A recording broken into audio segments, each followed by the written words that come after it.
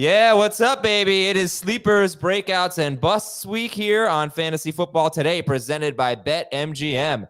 Adam Azer and Dave Richard. We're going to have Jamey Eisenberg joining us momentarily, I would say. Last night was a big night for our St. Jude fundraiser, by the way. I want to thank a lot. We raised a ton of money, and we still have some spots left in the FFT Open. I'll tell you about that in a minute.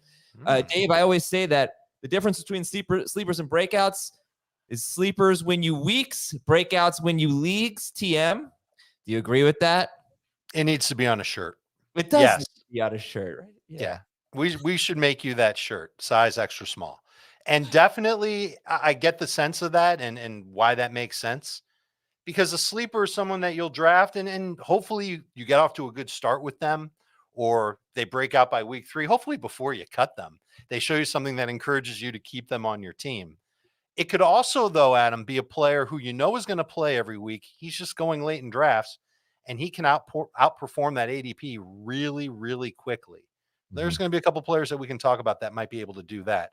I like sleepers. I always love trying to find these diamonds in the rough, the Jalen Warrens of the world, especially players that the majority of fantasy folks haven't heard of. I love the guys that come out of nowhere. Like if we had sat here last year and banged the drum for Puka Nacua, everyone would have been like, who is that even a real person? We did. Had the best rookie year ever. So we did. That's what we're looking for. That's a sleeper, by the way, Adam, that can win you your league. Yeah. I don't know if he's a sleeper anymore, Puka Nacua. By the way, we're also going to talk about Jahmyr Gibbs and his hamstring injury. And Jamey is here. So we'll get to our 2 favorite sleepers. Jamey, would you like to start with your 2 favorite sleepers for 2024? Yes, sir. One would be, I was going to say Rico Dowdle, but he's now a breakout candidate, so he doesn't qualify anymore. I'm going to go Khalil Shakir and Ty Chandler. So I have a segment later called Name That Sleeper, where I'm going to give you guys some clues about some of your sleepers and see if you can get them. I'm going to go ahead and I'm going to delete Rico Dowdle from Name That Sleeper.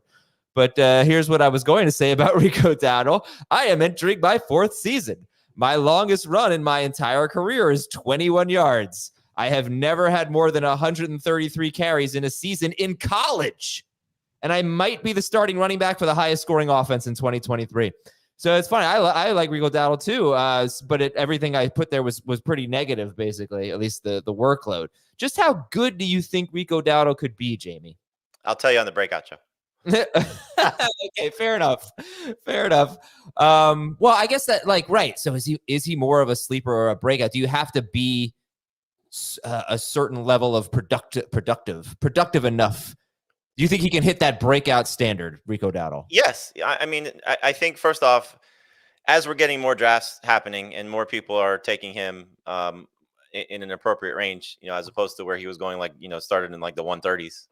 And, now he's creeping into the 90s.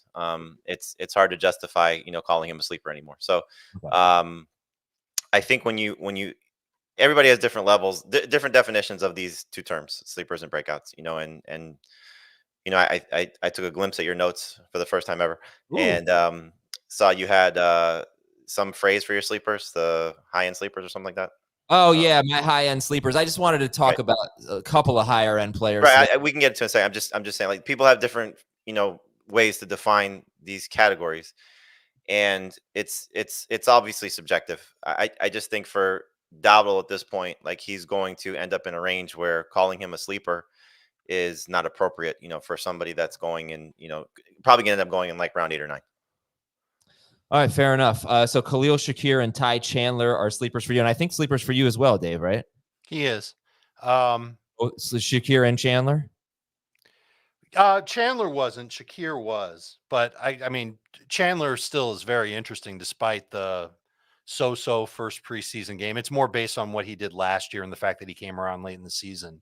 And when he had a big-time workload for the Vikings, he had some good games. And so if he's going to play with the first-team offense, and it sounds like there's going to be some sort of split between him and Aaron Jones. We know that Aaron Jones does have a hard time staying healthy as well. Chandler's absolutely worth drafting with a late pick and just seeing what happens. And hopefully you stay patient with him for a long time. We know that also Minnesota in the past has not been very friendly to running backs. I don't know if they've got a choice this year, guys. I think that they might have to lean on their run game a little bit more than they have previously. Yeah, I know this is one of Jamey's sleepers and Ty Chandler. One thing I want to point out about Chandler, Jamey, is that if you're into the handcuff game or the backup game, first of all, he's a guy who's going to play a little bit. He's not just a true handcuff, but he's also going, about 2 rounds later than Trey Benson and Blake Corum, and he's going around later than Zach Charbonnet. So if you miss out on those guys, and what am I looking at right now? By the way, I'm looking at NFC average draft position just over the last week. That's 56 drafts that have been done. Seems like Chandler has always been in this range. They're just going later than all these other handcuffs, and he's one that might have a bigger role than pretty much all of them or many of them, right? Just from the start. Yeah, you can certainly debate him and Charbonnet. If you're of the belief that Ken Walker is not going to take a step forward in this offense because of his role in the passing game, and I get that. I still think that Walker is going to have a big year, and I like Chandler better than Charbonnet. I like Chandler better than the rookies as well, especially given the fact of how Trey Benson looked in his preseason debut. Not that that should be the end all be all, but I still think that Chandler's situation is a little bit safer right now and maybe just as much upside, because you're talking about 2 guys playing behind injury prone running backs that are entering, ages where you have to be a little bit concerned. So for Chandler, we saw last year, he stepped up when Alexander Madison got hurt and then struggled, or vice versa, because they kind of went hand in hand. And the Cam Akers experiment failed. So I think there's a trust in the coaching staff. We've heard different reports. I think you referenced Dan Graziano's report yesterday about how Jones looks like he's going to be. I don't want to. Actually, if I could talk about this for a second, the report was they wanted to get him 15 to 18 touches, which doesn't really sound that unrealistic if there's 3 to 4 catches, right? And then there's still plenty of carries for Chandler. But also, I went back. I just searched my computer for Dan Graziano to see some of his reports from 2023, and he actually had a couple of pretty good ones. He's great. Yeah, so one of them was about Tony Pollard. He was a little off on it. It was obviously what he was told at Cowboys camp. They were high on like Malik Davis and Deuce Vaughn. Or am I getting the name right? Sorry. No, those are their names. Yeah. And then there was one other that he kind of nailed. So but I still think like 15 to 18. What if it's 15 touches for Aaron Jones? It's still plenty for Chandler, I would think, right? To something. But all right. Anyway, I'm rambling. Sorry. But that report, and then there was the Yahoo report of, essentially indicating that it could be a 50-50 split. And so again, I look at Jones' situation, joining a new team after a year where he was injured last year and struggled with the hamstring problems early in the season. We all remember how he finished the year with 5 straight games of 100 yards rushing or more. I hope to see that running back. Obviously, everybody's drafting him to be a potential starter, and some people have him ranked still as a potential starter. For me, I'm going to pass on Jones, and I'm just going to target Ty Chandler with the hope that he's the best Vikings running back over the course of the season. Doesn't have as much upside as Jones if he hits, but certainly can be one of those guys that you plug and play. If you go hero RB, 0 RB, can end up being a potential starter for you. I read a recap in The Athletic about from Joe Biscaglia, who covers the Bills, about the usage of the wide receivers. And he talked about how Keon Coleman was out there a lot, but all of the other players who play the X spot for them in their offense for the Bills were unavailable. Chase Claypool, Justin Shorter, Mac Hollins. Now Claypool's on IR as of this morning. But it was kind of pouring a little bit of cold water on Keon Coleman's snap share with the first timers. But also another thing you pointed out was Khalil Shakir barely played, which he took as a good sign. Almost like a DeAndre Swift kind of thing. Like, this guy's the guy. And know what he can do. Right. We don't need him on the field that much. So Shakir being one of Jamey's favorite sleepers, Dave, you like him as well. I do, but if we're going to say that about Shakir, we should probably say that about Curtis Samuel. They both played the same amount of snaps with Josh Allen, 4 of 8. Whereas Keon Coleman, it makes sense that he's out there for all 8 of Josh Allen's snaps, so he gets used to things. But then what does that mean for Dalton Kincaid? He played 7 of 8 snaps. Does that mean that Kincaid's not ready? So I'm not sure how we take all that, but it's fine. They know what Shakir can do. And what he is a reliable route runner in the short to intermediate range. And he's capable of picking up yards after the catch. I wouldn't say that he's this, freakish talent. I just think that he's like a solid receiver who can line up in the slot or out wide, probably won't have a lot of downfield routes. I'd be surprised if he had a lot of big plays, but could still get in the neighborhood of 6 to 7 targets per game, and a really good bench receiver who could become a number 3 receiver if things break right for him over the course of the year.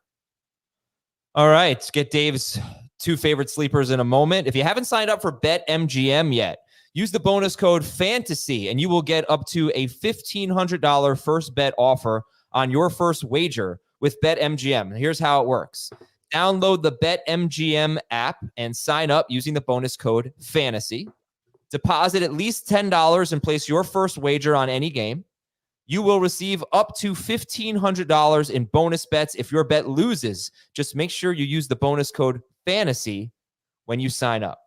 Quick break here on FFT. When we come back, Dave's two favorite sleepers, my two high-end sleepers, and a rankings riser in the preseason. And then we got to get into Jahmyr Gibbs. It's obviously a huge storyline as he has a hamstring injury. And then we got like 20 more sleepers to throw at you. So, wake up. We'll be right back on FFT. We need your sports news anywhere. We've got breaking news to bring you. Then get your sports anytime you want them. Big trade news overnight to discuss. Because we know you need sports all the time. A lot of movement in the rankings this week. A legend adds to their legacy. We're bringing you that breaking news right here on HQ.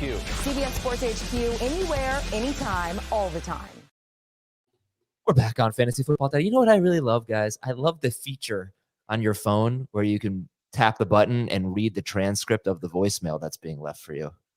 You guys ever do that? In real time? Yeah. Like I just got a phone call from a number I didn't know. I hit and it said, they're leaving a message. Tap this button. You can read it. And my doctor's appointment is being rescheduled. And I saw it happening as they were leaving the message. You've never done that? It's very, very cool. Wow. I've seen it, but the only calls that I'm getting are from that I'm not answering anyway, are from my kids' high school, where they give announcements. I don't know how it is for you, Jamey. You answer every other call? What? You answer every other call? From other people? From people who I know? Yes, I'm going to answer those calls. I never answer the calls from Jamey. You don't answer, you just ghost me? I never answer the phone. What's the point of having a phone if you're never going to answer it?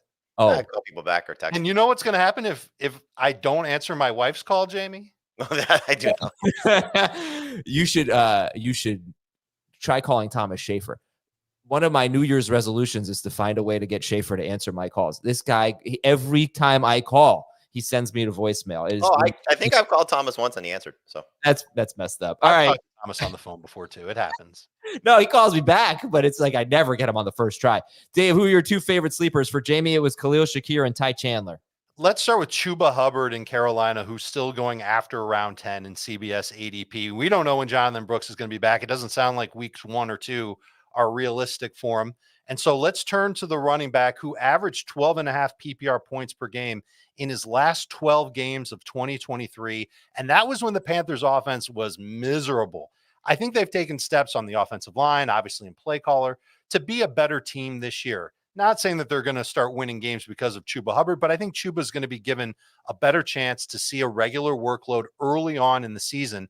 And this is a running back that you might be able to start as a low-end RB2 to begin the year. And then what happens if Jonathan Brooks isn't ready by week 3 or week 4? Or he comes back and he's not quite the same guy that we saw at Texas. And maybe it takes till the second half of the year for Brooks to really get past the ACL rehab. What if it never happens? What if he suffers another injury along the way? This is the contingency upside that we talk about with everybody. And some of those people, it's kind of unrealistic. This is one where it's sort of realistic because Brooks is a rookie. The Panthers don't have to rush him back onto the field. They want to take their time with him. They've got a solid back already in Chuba Hubbard. And I'm not saying that Chuba Hubbard's going to go and win you your fantasy league, but for round 10, he's absolutely worth taking just to see what you've got early on. And heaven forbid, if you draft Jahmyr Gibbs in 2 analyst drafts, 14-team leagues, and you're desperate for a running back to replace him, Chuba makes sense to at least get you by for the early part of the year. If Gibbs is out for the early part of the year, Chuba, one of my favorite sleepers in 2024.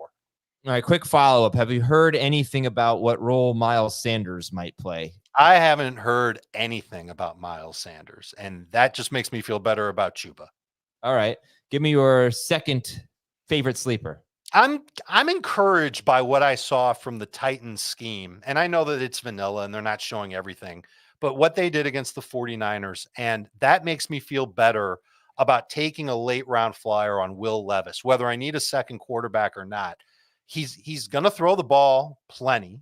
We already know from last year that on throws of 15 or fewer air yards, he had the lowest off target rate of any quarterback in the games that he started. That was incredible. It's the deeper throws that make me worried about Levis, but I don't know how many of those he's going to have. And I think this offense, and really, honestly, I was encouraged by the offensive line. There were a couple of plays where things were a little wonky, but for the most part, I thought that offensive line was much better for Tennessee, both running the ball and protecting Levis. And then we also saw a glimpse at the goal line, 1 yard to go, Levis with the plunge.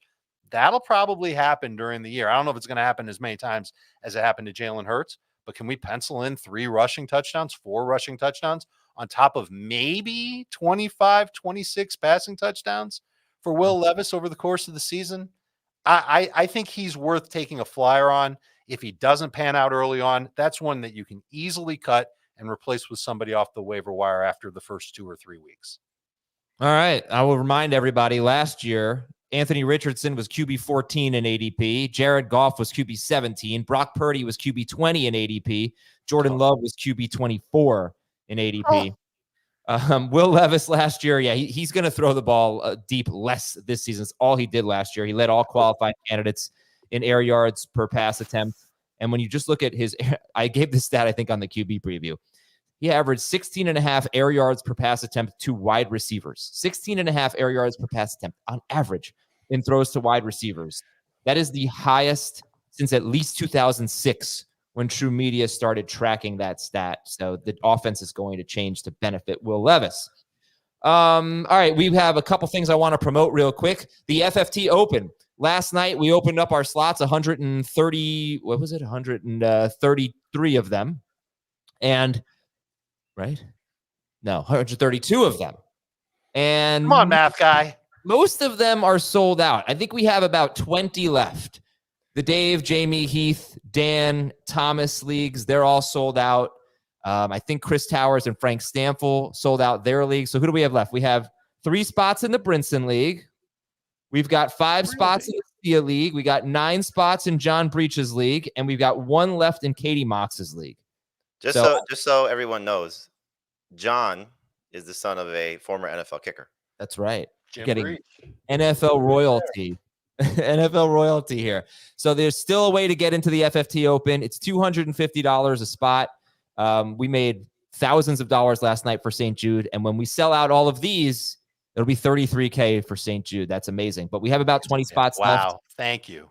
It doesn't matter if you're in a league with me, Dave, Jamey, Heath, whatever. Just get in the FFT Open for a chance to win the entire thing, win the tournament. 144 people. You can be the best one, the last one standing. And, of course, we're raising money for a great cause. Tonight, we have a live stream at 8 p.m. Eastern, youtube.com/fantasyfootballtoday. That is Tuesday night, in case you're listening to this a different day. Tuesday night, 8 p.m. Eastern, youtube.com/fantasyfootballtoday. We're doing a half PPR mock draft. Join us for that. All right, just because, sleepers can be a lot of guys that maybe if you're in a 10-team league, they don't even get drafted. I just want to give a couple of high-end sleepers. The definition for me is I think people are sleeping on them. And I have Alvin Kamara and T. Higgins. Yeah, there are a lot of concerning signs for Alvin Kamara. He hasn't been a very good running back for 3 straight years, just in terms of his rushing ability. He loses goal line work to Taysom Hill, although he did have more carries inside the 5-yard line than Taysom Hill did last year. But he does lose some. Doesn't score a ton of rushing touchdowns. But he is the clear-cut guy there. He's going to catch a ton of passes. Scheme change, I'm hoping will be good for him. Sometimes that's bad for running back. Look at Dameon Pierce last year. Same scheme, right, that they changed into was bad for him. I hope it's good for Kamara. But I don't see the difference between him and Rachaad White. It's only age. Talking about inefficient running backs who catch a ton of passes, and I don't see anybody taking Kamara's job. So Kamara in round 4, 40th overall on Fantasy Pros. He was a top five running back per game last year, tied with full PPR. In full PPR. Yeah. There's a big drop off from full PPR to non PPR. So I think it's important that we just make that clear that he's not nearly as good if the catches don't count. 16th per game last year in non-PPR, 8th per game in half PPR, 4th per game in full PPR. The other one is T. Higgins. He's a mid to late round 5 pick. He's wide receiver 27 in Fantasy Pros PPR ADP. I'm throwing out last year. I look at 2021. He was a top 15 wide receiver per game in both non and full PPR. I look at 2022. If you remove the 3 games that he left super early with injuries, he basically put up the same stat line as he did in 2021. We saw he's an absolute beast when Jamar Chase is not there. And right now, he's Jamar looking fantastic right now. Yeah, I don't get it. Round 5, I think it's my favorite value in drafts is Higgins and round. I went, it's funny. You asked me on Sports Network last week, my most rostered players, and I went back through and I looked at like 7 or 8 of my best ball drafts so far, and I think he's on all of them. All right, good. I'm not alone then, huh? T. Higgins. The last like 3 drafts I've done, I end up just stacking Burrow and Higgins because it's easy. Not everyone in that range has injury upside. Like Amari Cooper and T. Higgins basically go back to back. What injury is gonna put Amari Cooper in the top 10 discussion? I don't think it exists. Deshaun Watson getting hurt and the better quarterback. Joe Flacco going back to Cleveland. I liken it to the conversation we had about Devontae Smith. I think they're very similar. Right. It's the lead guy, the number 1 guy goes down, and when you have a 1A, essentially, it's hard to overlook what the upside can be there because they're going to be very good on their own, but they could be amazing, absolutely amazing if the other guy goes down. Yeah, and in his case, Chase is dealing with a hold in. Right. Yeah, but he goes like a round and a half after Devontae Smith. So okay. Anyway, let's move on. Dave, welcome back to the show. We did not hear from you yesterday. Who is your biggest riser? Does not have to be related to sleepers, by the way. Biggest ranking riser after preseason week 1. It's not a big move up the rankings, but I'm more encouraged to draft Javonte Williams. He's one of 3 running backs that are kind of in that range of round 6 and 7 where you see the running back and you go, do I really want him on my team? And the answer is still no, you don't really, really want him, but he's going to be serviceable. Javonte is one of them. Brian Robinson's one of them. Najee Harris is one of them. And I would actually take them in the reverse order of how I just named them. But in the case of Javonte, the first preseason game against Indy, he passed the eyeball test, and he was clearly the lead back for them, came off the field when the backup started to come in for Denver. And Sean Payton said after the game, he's done everything that they've asked him to do, and he's had a very good camp. So I think that the trajectory is good for Javonte Williams to probably see a little bit more work than he saw last year. Yes, he will still share. It'll be with Jaleel McLaughlin, but he will still be somebody who can catch the ball in the backfield. We love those running backs in Sean Payton's offense. I think he'll do that. And he's best suited to work the goal line for Denver as well. So Javonte Williams, you don't have to be as reluctant to take him as one of your RB2s, or probably better off as your RB3. We have a lot more sleepers to get to, and we will do that shortly, but we have to get to the big news here. And Jahmyr Gibbs has a hamstring injury. We'll also update you on Malik Neighbors, Marquise Brown, Deshaun Watson, Jalen Polk, not injured, but a report about him, a good one. Marshawn Lloyd. But let's talk about Jahmyr Gibbs. I did a draft last night. It was an untimed draft. And as I was on the clock, I learned about the Jahmyr Gibbs injury, which was nice. Gave me a little flexibility. But he fell. Obviously, he fell in the draft. I took him 19th overall. Jamey, where would you take Jahmyr Gibbs if you were drafting today with a hamstring injury? And it seems like he's having some recurring issues here with his legs. Second hamstring injury of the offseason. I have not adjusted my rankings yet for him because I wanted to see what Dan Campbell says today and get anything from the Lions beforehand. Hopefully get a timetable on this. But if he's going to miss multiple weeks of practice, then he'll fall a few spots, similar to what happened with Puka. I still think round 2 is the spot for him right now, if you're drafting today, just because of the concern, because he was a borderline first round pick to begin with. So I just haven't made the decision yet if I'm going to drop him behind Barkley and Taylor. I don't know if I'll drop him behind Kyron, but that will be the next running back to go. But mid round 2, I think is the farthest he'll go. So 19 is probably about the floor.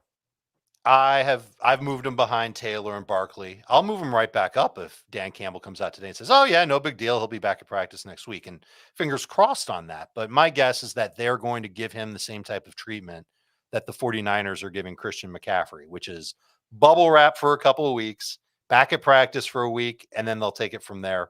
Hopefully it'll be good news from Detroit today, and Jahmyr Gibbs could end up being someone that we're buying on a dip. 19th overall in the draft, Adam, that sounds like a dip worth buying for Jahmyr Gibbs as of now. Yeah, he went after Travis Etienne. But, I think when it started, it was just he had a leg injury. So when I saw it was hamstring, I was thinking, okay, it's not a knee. It's not a season-ending thing. So I'll take a shot on him. 14-team best ball league. You got to be a little bit bold there. Travis Etienne went ahead of him, though. So I think people got a little spooked. The fact that you had 2 running backs like that go in the first 19. Yeah. What do you mean? That's surprising in best ball. It's a flex. Yeah, you could. Yeah. the flex league, 14-team best ball. Yeah. And I took Gibbs ahead of Marvin Harrison. That was the other guy I was considering. So anyway, with Gibbs now, he missed 2 games last year, his second hamstring injury of the offseason. What does this mean for David Montgomery? Are you guys going to move him up? You can't move one down and not move the other one up. So if you're concerned about one, you got to be excited about the other. So, I think he now creeps into the the late teens if Gibbs is going to miss any time. He was already like RB 21 for me. So 19 or so ahead of Jahmyr White. I've kind of gone back and forth with those guys a lot anyway. Still behind Ramondre for me. So right around a couple spots. Not there yet. I still have him behind Jahmyr, behind Connor, and ahead of Ramondre Stevenson. I'm not a big Ramondre guy, but I do think he's worth a round 5 pick, and I'm a little bit more emboldened to take him on the hope that I get something more than expected. Maybe the first couple weeks of the season, if there's an easing of Jahmyr Gibbs back. Look, it's really hard to make concrete decisions on the Lions running backs without knowing what's going on with the Lions running backs. So hopefully some direction from the Lions coaching staff will help us out. All right. Also, Detroit rookie cornerbacks Ennis Rakestraw and Terrion Arnold left their practice yesterday with injuries. So these are their first and second round draft picks, I believe. And you wonder if Detroit, after what happened from the receiver Netflix series, is more transparent with Gibbs. I didn't see it. I don't know what you're referring to. Well, yeah, St. Brown had played through a ton of injuries, and they didn't say anything about it. Well, it was one injury. St. Brown apparently said he tore his oblique off of his, or something with his oblique, something bad. Yikes. And he missed the game, but they didn't say why. Oh, interesting. Malik Neighbors is seemingly fine. So I don't know if he's officially, as of now, he hadn't been ruled out for Saturday's preseason game, but whether he plays or not, I'm not expecting him to play, but he's got a low ankle sprain. I think Malik Neighbors, we can breathe a sigh of relief. It does suck that if Jones is going to play and Neighbors doesn't. Yeah, it does. People are going to judge every single step and snap of Daniel Jones. He's been pretty horrible, it seems, in training camp. Marquise Brown does not need shoulder surgery, and Andy Reid did not rule him out for week 1. Deshaun Watson is expected to play in preseason week 3, not this week, but the next week. Baltimore safety Kyle Hamilton, arguably the best safety in the game. He has a minor knee sprain. Buffalo wide receiver Chase Claypool's on IR, as I mentioned. Patriots reporter Phil Perry said that Jalen Polk has been the most consistent Patriots pass catcher. It's a lot. It's a lot of Phil Perry, Polk, Patriots pass catcher. That is a lot of P's. And Polk is on Jamey's sleepers list, I believe. So we'll talk about gotten a lot of good press this offseason. I guess I shouldn't really say offseason anymore. Chargers running back Jarrett Patterson looks like the number 3 running back, according to Daniel Popper of The Athletic. J.J. McCarthy has a seemingly minor injury for the Vikings. Marshawn Lloyd should be ready for week 1, Packers rookie running back, according to Jordan Schultz. Then you got this Jets situation here. They acquired Hassan Reddick months ago from the Eagles. It seemed like the contract situation seemed like everybody thought things would get worked out. Well, it hasn't. He's now requesting a trade. The Jets are saying, we are not trading you. Hassan Reddick, by the way, one of the best pass rushers in the NFL. I've been with the Eagles for the last few years. He's being fined $50,000 a day, and it's an ugly situation there. According to ESPN's Jeremy Fowler, teams have inquired about acquiring Patriots pass rusher Matthew Judon, who wants a new contract. Tough break for the Bengals. Rookie right tackle Amarius Mims, who's had a very good training camp. He has a strained pec. He could miss week 1. And Dolphins edge rusher Jalen Phillips is off the PUP list. Okay. That's going to be a good pass rush, by the way, what they've got in Miami. I don't know if I agree because I don't know what to expect from Phillips and Chubb. Chubb's going to be a while before he's back. Phillips could be back by week 1. And then when I went to training camp, I saw him working out on the side. Chop Robinson was an absolute beast the first day against Atlanta. So even if Chubb's not back until November, they've got a good combo with Phillips, who's clearly going to be back sooner than later. And Robinson's been better than expected. But Phillips is coming off an Achilles injury. So I know that he's back. Doesn't mean he's back, And Jalen Phillips. That might be fair to say, but he'll be out there, and I think he can still make some plays. Well, he's a great player. Jamey has dropped off for a moment. So I think I'm going to have to hold off on Name That Sleeper. Well, I can play against the audience. You could play against the audience. I guess we could see. I'll wait for. No, you know what? Let's play against the audience. Okay, audience on YouTube, you ready for Name That Sleeper? I am in my 5th NFL season. I have been a top 15 running back in 2 of my first 4 seasons. I am on a new team this season, moving from the East in one conference to the East in the other conference. I had a career high 48 catches in 2023, but a career low 65 carries in 2023. It's not Barkley. 65 carries, did you Yep. say? Mm-hmm. Oh, we got a winner. James Young says it's Antonio Gibson, and he's right. And my next clue, by the way, my fake relatives include an actor named Mel and a singer named Debbie. But good job, James. You got it. Antonio Gibson is one of Jamey's sleepers. I think he's saying that he has big potential if Ramondre Stevenson gets hurt. He's the backup there. That's the only way. Do you draft Antonio Gibson? No, I do not. Okay. I'm worried about what kind of a role he could have with Stevenson healthy. In an offense that's really not going to put up a lot of numbers to begin with. I'm bearish on almost all Patriots players. You know, I can make the late round case for Hunter Henry, and Jalen Polk is interesting, but I don't want to start them. And I don't know if they're anything better than just roster depth for fantasy purposes. And Gibson has flirted with fantasy managers for years of being something good, and he's fumbled it away. Pun intended. Okay, ready? One more round of Name That Sleeper. The audience leads 1-0. I scored 18 or more PPR fantasy points in 3 of my first 4 games last season. But I had more than 6 targets. This is a sleeper? Somebody who scored 18 plus PPR in 3 of 4 games last season? 3 of his first 4. 3 of his first 4. Well, 3 of my first 4. But I had more than 6 targets in only 1 of my last 12 games, including the postseason. I led my team in red zone and green zone targets in 2023. For a while, nobody really knew how to pronounce my last name. Oh. Wherefore art thou? Oh, yeah, I know. Romeo Doubs. Yes. Good job, buddy. Romeo Of course, Doubs. it took the wherefore art thou for me to get there. This is a good sleeper. I like this call, but this is yours too. It's a mutual. Yeah. You know, Matt LaFleur came out this week and said that he hates the term number 1 receiver. He doesn't want to put that label on any of his guys.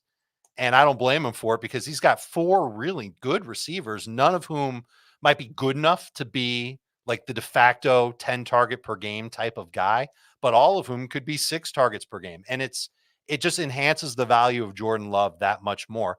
And remember, last year, these receivers were in and out of the lineup, and Jordan Love made it work, whether it was Wicks as his top guy, Reed, Doubs, whatever. But Doubs is a good route runner. He's got good quickness in and out of his breaks. That's something that I think will help. And I think he could stay on the field, which is an issue that we have with Christian Watson. He's not their most talented receiver. And I don't mean to slight him because he is really, really good. But Watson, big play guy, very high touchdown rate. Reed, the most versatile receiver that they have. He can line up anywhere.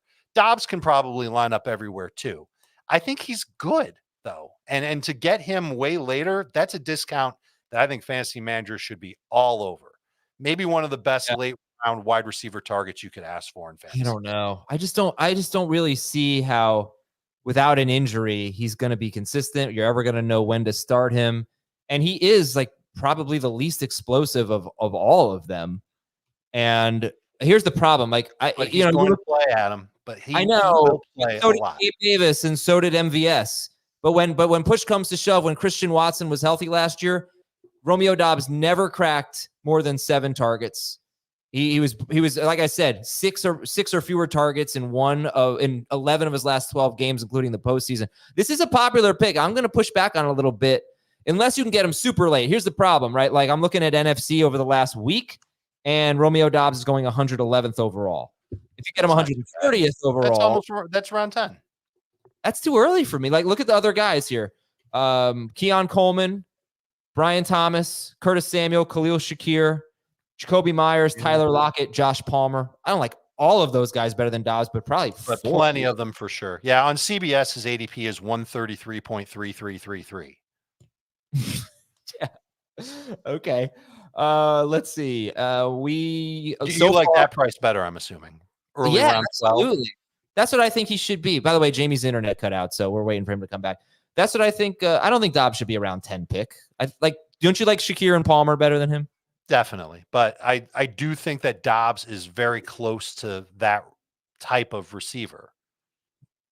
Okay. A guy that you draft, you see what happens. And even if he doesn't break out early, you can still put him in your lineup during the bye week, or if you're really thin on other receivers, and hope for 10 to, like we talked about at the beginning, 18 fantasy points. He did that in 3 of 4 games last year. All right, Dave. So listen, here's what we're going to do real quick. Yeah. Oh, Jamie's back. We are going to read one draftathon question, give a quick answer, and then we're going to get into more sleepers. This is from Brett in a town east of Cincinnati. I was just in Ohio, east of Cincinnati. Let's go with Paducah, Kentucky. He says, Dear George, Tom, Thom, Theo, and Abe. President? George. Yeah. Is this Mount Rushmore? I should definitely know who's on Mount Rushmore. Guess what? Paducah is southwest of Cincinnati. Real quick answer here. How do you guys recommend handling waiver wire additions as keepers? Last round, ADP, arbitrary mid-round cost, or not allowed to keep? How do you handle waiver wire pickups as keepers? What's their price next year? My answer is complicated. So if you've got an easy one, Jamie, go for it. I have one league where they are. How do we do it? Last round. But It depends. Like they can't be dropped. Oh, interesting. What do you mean they can't be dropped? They can't be if they were drafted and dropped, they are their draft value. Yes, that's where my keeper value, whatever, starts. Yeah, I'm all so flummoxed by Paducah, Kentucky. If you drafted, let's say you don't have, this used to happen to us with no IR spots. So if you drafted somebody who was injured and then they were dropped, then somebody else picked them up because they were out of it at the end of the season and try to keep them for last round picks, we changed that. Okay, that works for me. So do you want to hear my complicated one, or should we just move on? If you pick, you just move on. If you pick them up mid-season, they've been dropped. They have their round value from the draft. If you pick them up off waivers, so like last year, if you picked up Puka, wasn't drafted, he's a last round pick. If somebody dropped Puka after drafting him in the 8th round, he's an 8th round pick. Gotcha. That's an easy way to do it. Yes. Let's take a break. Come back and talk more sleepers after this on Fantasy Football Today.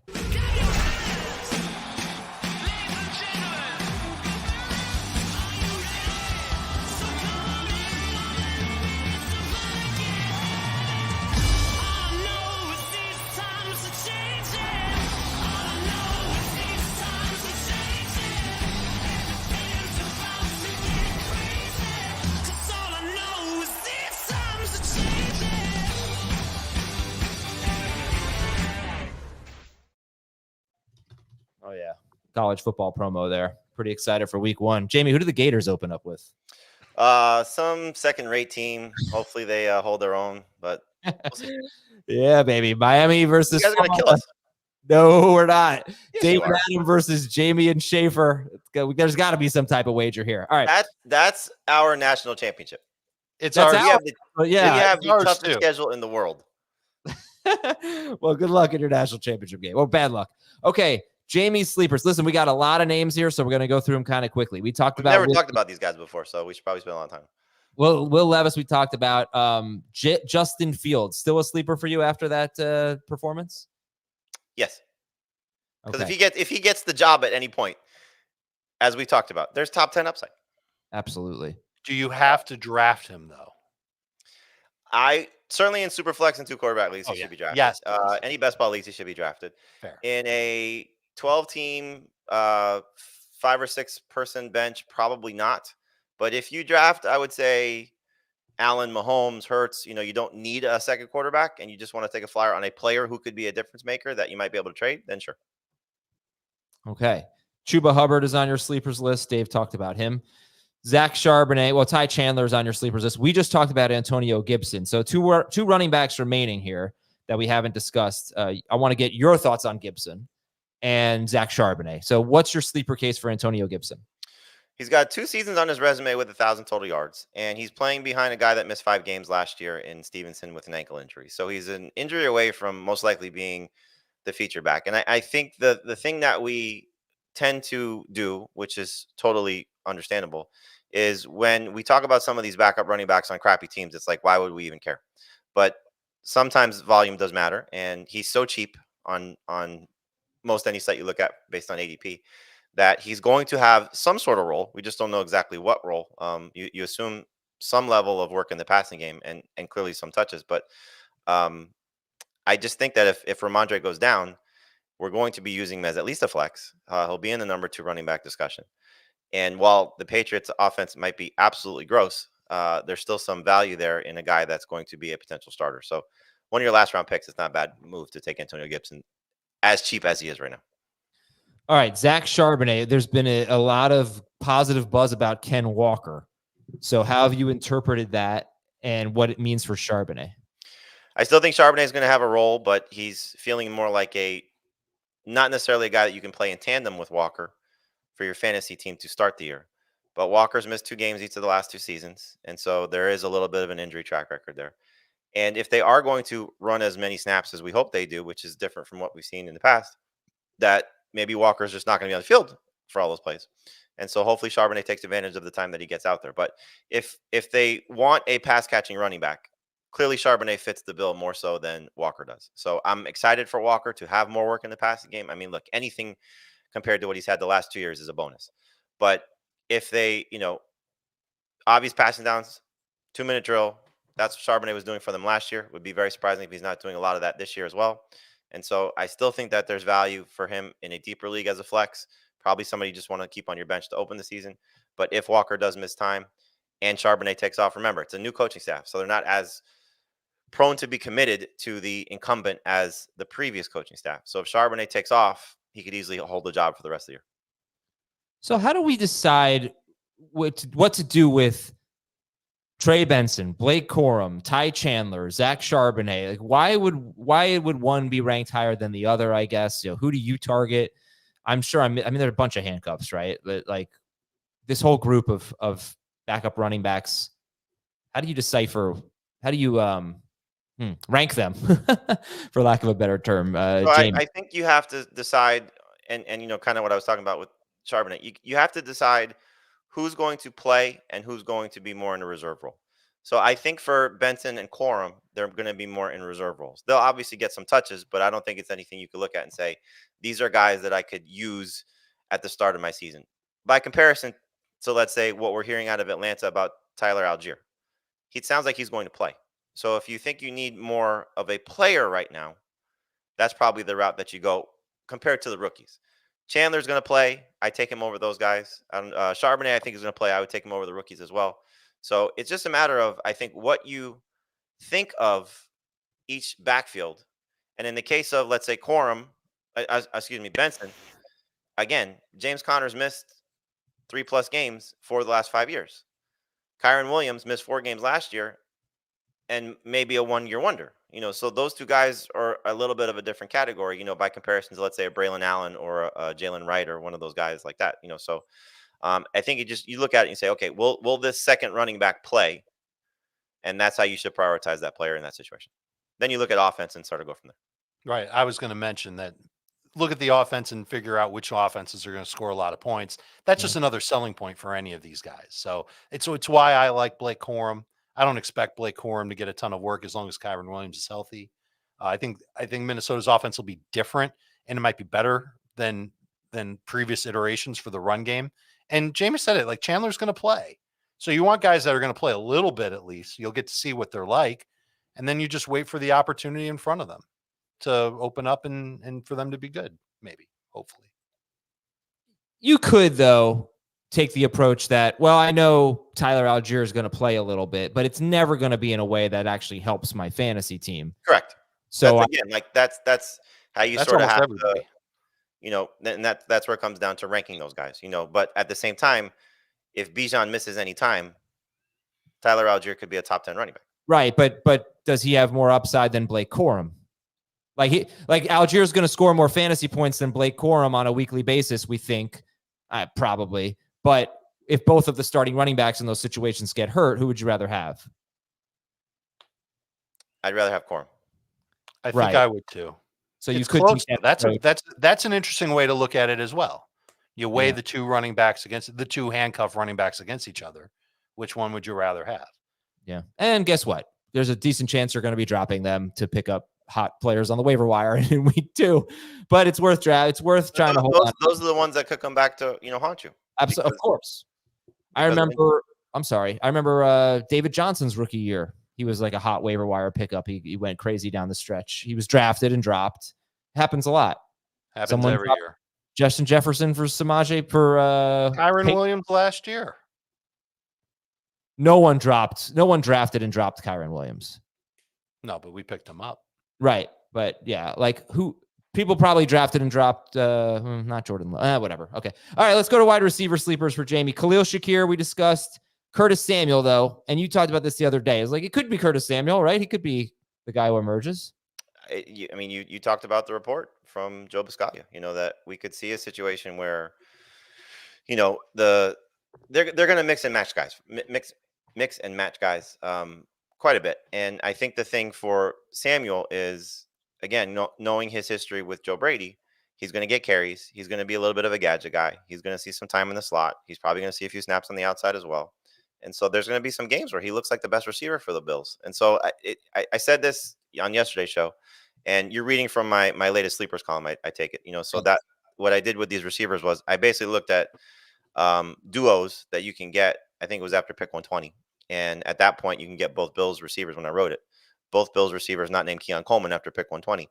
It's worth taking a shot on one. And in some cases, if your bench is deep enough, take a shot on both. Because if these two guys are the go-to guys for Buffalo and Josh Allen, or at least two go-to guys in the sense of getting enough opportunities and targets, there's 241 targets that are missing from a year ago with Diggs and Davis gone. So we can sit here and say Dalton Kincaid this and Keon Coleman that and James Cook and everything like that.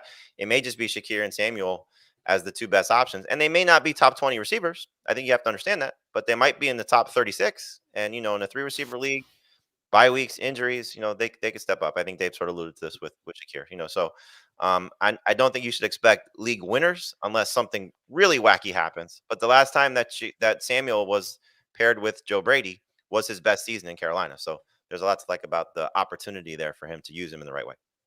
All right, so then let's go on to the Green Bay wide receivers, Dontayvion, Wicks, and Romeo Doubs. Who Dave and I discussed Romeo Doubs, and we were talking about, is Romeo Doubs really worth a round 10 pick? Because that's where he's going currently in NFC ADP over the last week, but he's more like around 11 or 12 pick on CBS ADP, I believe. So when would you start taking Doubs and Wicks?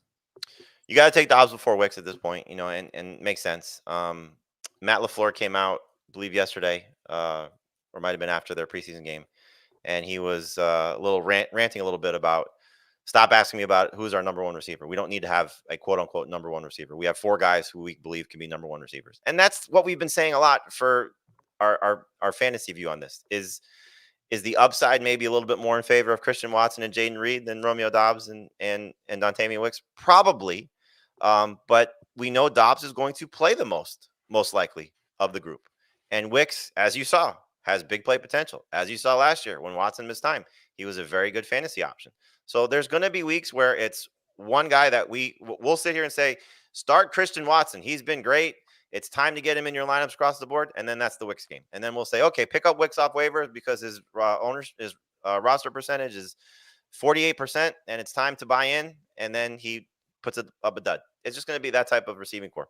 But again, similar to Buffalo, if you can get pieces of this offense, you're tying yourself to a quarterback that really got hot down the stretch, where there is no clear-cut number one target, where there's opportunities for, as you see here for Doubs, 8 touchdowns. Last year, he tied for the lead in receiving touchdowns with Jaden Reed.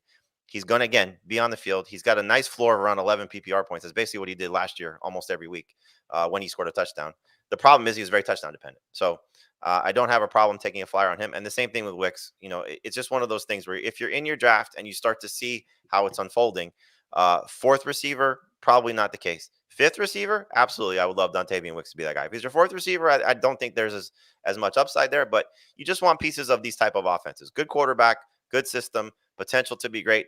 And similar to what we talked about with, T. Higgins to a lesser degree, Christian Watson's got an injury problem. And Wicks popped last year when Watson's hamstring popped. So there's a chance for that to continue once again. Okay, so if you want some pieces of the Green Bay and Buffalo passing games, let's talk about two other teams where you listed some wide receivers that are available. Sliding scale a little bit. Yeah, exactly here, right?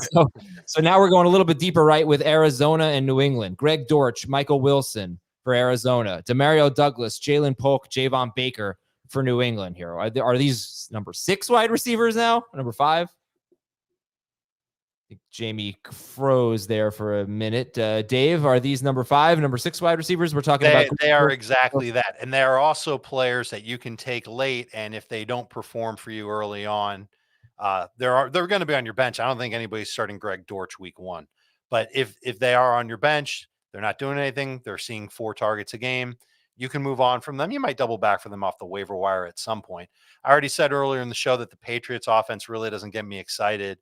I think Polk might be able to lead their receivers in targets this year. Douglas could lead their receivers in targets. It could be close, and neither one of them will even be like 12 or 11 PPR points per game. Arizona's a little bit different, and the coaches seem to be really buzzing about Dortch. If he's going to be their slot guy, maybe he's their number 3 in targets behind Harrison and McBride. I don't know how much will be left for him after those first 2 guys. Do I want that? Do I really want that? Because at least in New England, I've got the chance of getting the number 1 receiver. I don't think I have a chance of getting the number 2 receiver with Dortch and Wilson in Arizona. We might be wasting time talking about all of these receivers because I don't know if any of them can create any consistency because they're just in situations. Arizona is more of a situation, New England situation, plus just the offense in general that really isn't going to like create opportunity for huge fantasy points without somebody getting hurt. And I know that Jalen Polk might have, or Douglas, you could pick either one of those guys in New England. They might have a huge opportunity to step up and put up really good numbers this year. If they do it early on in the year, I'll be happy that I drafted them. But I view Douglas as a guy that's going to be right around 10 or 11 PPR points per game. I think Polk can be around the same. I'm not sure that without touchdowns, Wilson will even be double digits. And Dortch might be close to double digits, but not in that. I don't think he's catching 5 balls for 70 yards every week. So as far as late round for these guys, they don't get me excited in a traditional 12-team league. 14-team league, though, it's a different story. 10 PPR points as an average is not bad. Yeah. I'll take a look at them. I believe I'm taking Wicks ahead of everybody that we've talked about in the last minute, except for Polk. Polk is close to Wicks. Okay. And then Jamey has 2 sleeper tight ends. Tyler Conklin, who has 3 straight seasons of 87 targets in 17 games. He's never scored more than 3 touchdowns in any of those seasons. Right. That's a problem.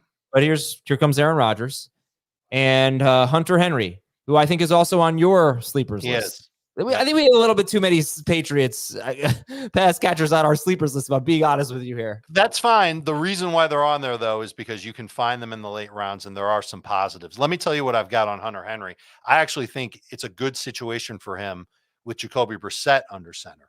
Brissett has a career 27% rate of targeting his tight ends, between 27 and 32% every year except 2020. When he was in Cleveland in 2022, he was with Alex Van Pelt, 27.1% of his targets at tight ends. Njoku had almost 11 PPR points per game in 9 games with Jacoby Brissett. And I just got done ranting about Polk and Douglas, and they could both be decent for the Patriots.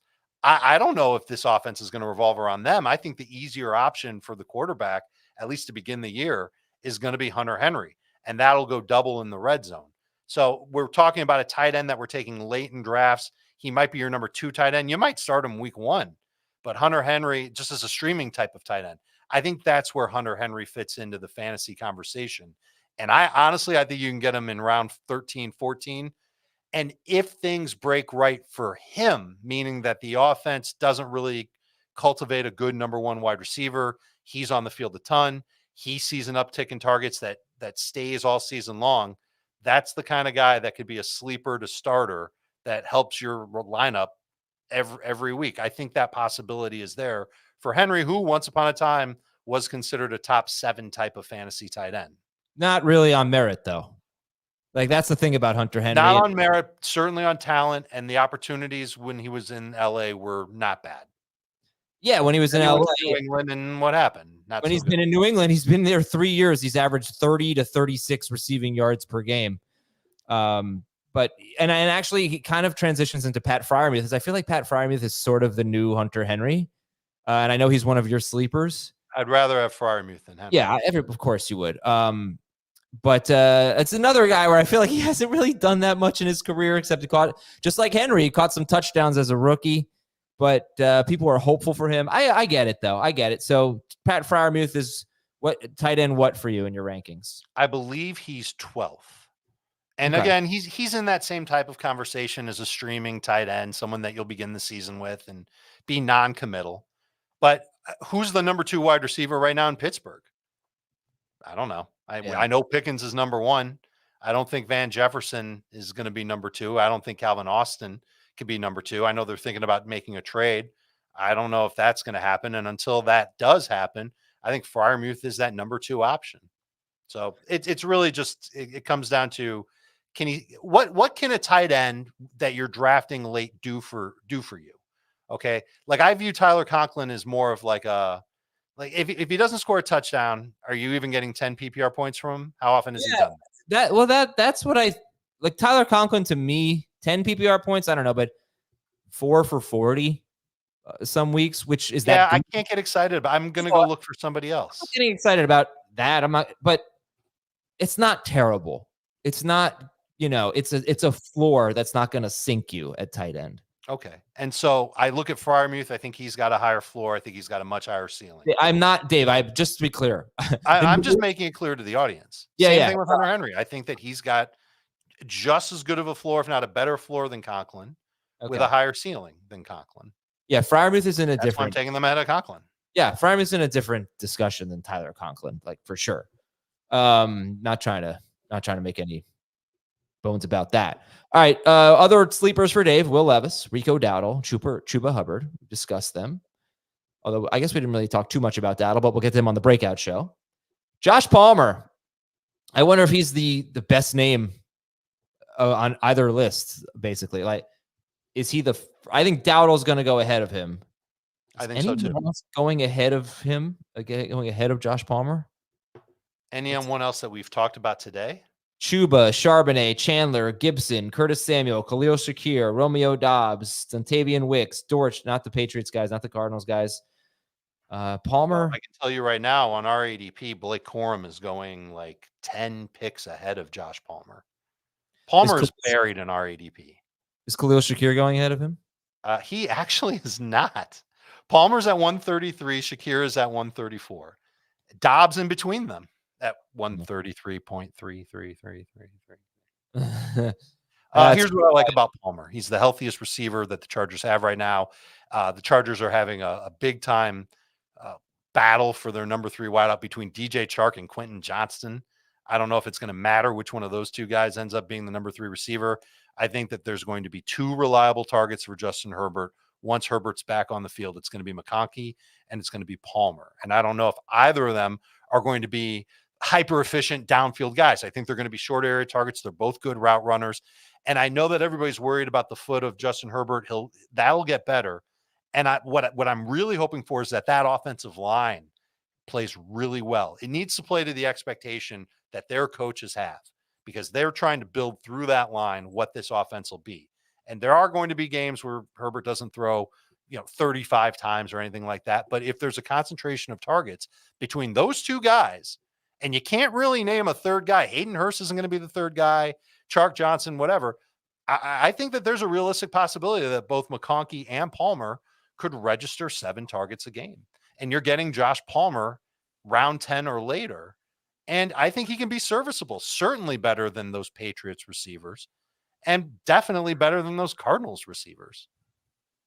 And is he better than those Packers receivers? Not the first two, but I think the fact that Palmer, we won't have questions about playing time, target share, and that kind of stuff with Palmer, like we might end up having for Doubs and Wicks. So I'll take Palmer ahead of Doubs and Wicks. All right. Hi, Jamey. Hey. Internet giving you a hard time. Yes. One of those days. So 4 other sleepers for Dave that I haven't seen on a lot of other lists. We got Tyrone Tracy, Jordan Mason, pardon me, Bucky Irving. How about those 3 running backs? Tyrone Tracy, Jordan Mason, Bucky Irving, and then Cowboys receiver Jalen Tolbert. Tolbert is a play in case CeeDee Lamb's holdout goes a lot longer than expected. And he's had some rave reviews in camp and did not play or did not get a target. I'm not sure if he played in their first preseason game. So that's just a late round flyer that I'm doing some work on. And we'll see. Maybe he can end up being their number 2 receiver this year in Dallas. That would be mildly interesting to take with one of your last 2 or 3 picks on draft day. Brian Dibble today came out and said that Tracy's doing a better job in pass protection. I think he's setting himself up to be the passing downs back for the Giants. That's a team that's probably going to be passing a lot this year. And if he can do well there and maybe do better running the ball and he can have better efficiency than Devin Singletary, maybe Tracy's the one that helps gets this run game back on track. And I know Eric Gray looked great in the preseason game, and he might end up mattering too. There might be too many running backs there, but Tracy is someone who I think has the profile to be maybe the floor of what Tyjae Spears was last year in Tennessee. And that's not great. It's not going to be something that fantasy managers will absolutely have to have on their fantasy team. Oh, no, Dave. What? Not even joking. What? Tyrone Tracy just went down untouched on a kickoff return. No. Putting on an air cast. No. So like I said, you don't want to touch Tyrone Tracy. Oh, He's no. not going to be good for your fantasy team.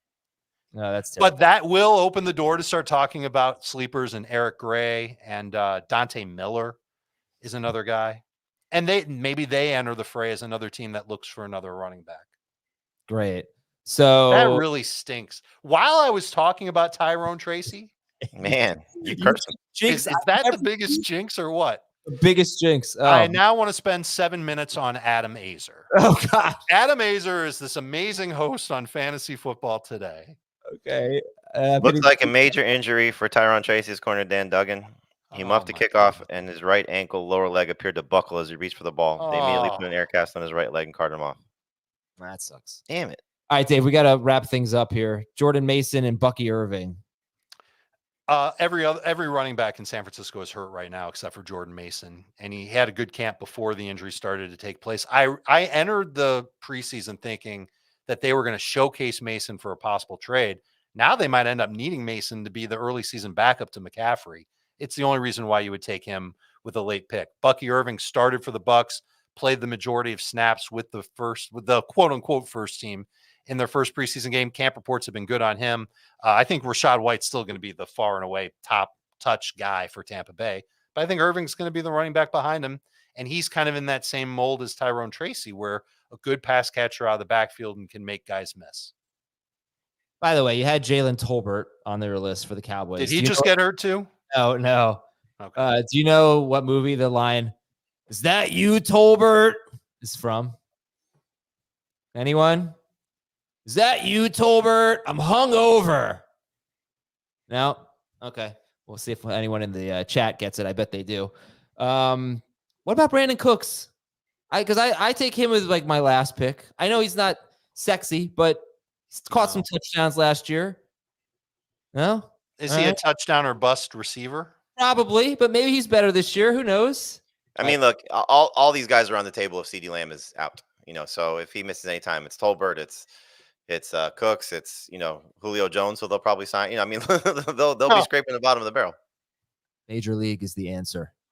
That's when Tom Berenger, Jake Taylor, gets the phone call that he's being invited to Indians camp, and he says, "Is that you, Tolbert?" He says, "If you were going to pull this crap, at least you could have said you were from the Yankees."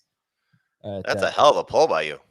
Oh, come on! I know like every line. I could write that script right now if I needed to. All right. Heater. In the heater. That's it for today's show. We got your butt, Joe Boo. We've got busts tomorrow, and we're going to try to pull off 4 breakout episodes, one for each position. They'll be shorter episodes, about 20 minutes each, with guests from around the industry. We'll talk to you tomorrow on Fantasy Football Today.